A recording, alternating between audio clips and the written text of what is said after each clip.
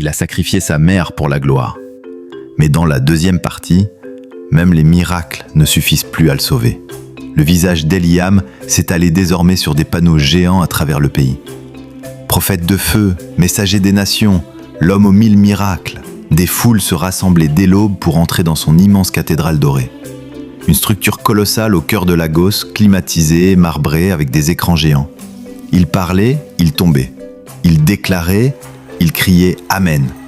Le nom de Dieu était de moins en moins cité.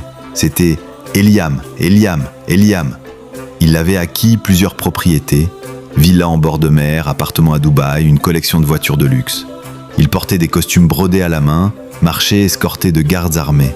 Lorsqu'il descendait de son jet privé, les tapis rouges étaient déjà posés. Les puissants venaient discrètement le consulter. Hommes d'affaires, politiciens, artistes. Naya, elle, vivait dans un palais, mais dormait seule. Chaque soir, elle attendait qu'il la rejoigne. Chaque nuit, il l'évitait.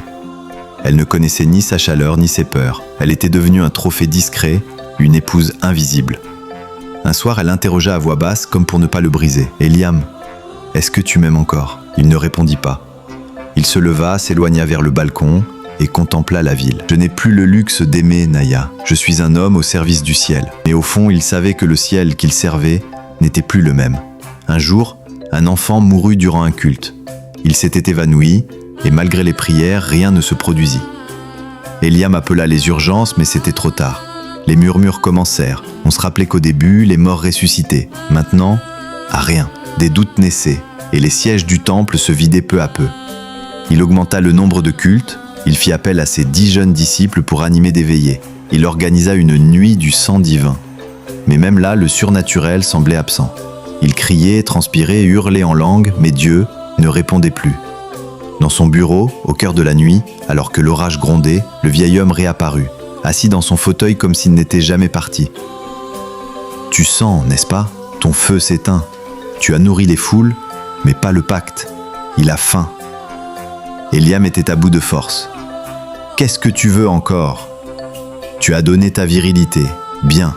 Tu as donné ta mère. Très bien. Mais le trône sur lequel tu es assis demande plus. Donne-moi ta femme. » Il sentit ses entrailles se tordre. Naya, l'unique rayon de lumière qui restait dans sa nuit.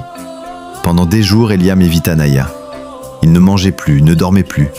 Il priait, pas pour parler à Dieu, mais pour supplier le silence.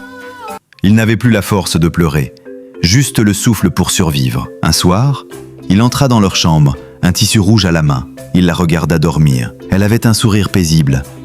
Peut-être rêvait-elle encore de l'homme qu'il avait été, mais il n'en eut pas le courage. Il laissa